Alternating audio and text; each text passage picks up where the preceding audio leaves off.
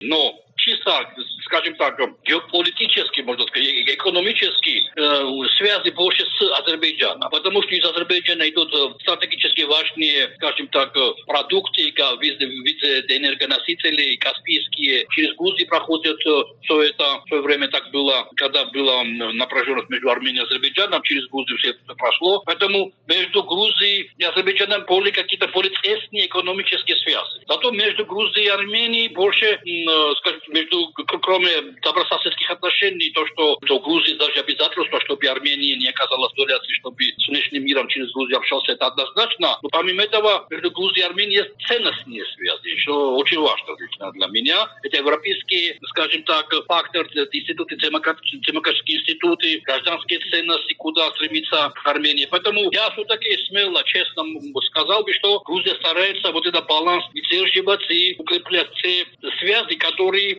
скажем, созданы между Тбилиси и Баку отдельно и между Тбилиси и Ереваном.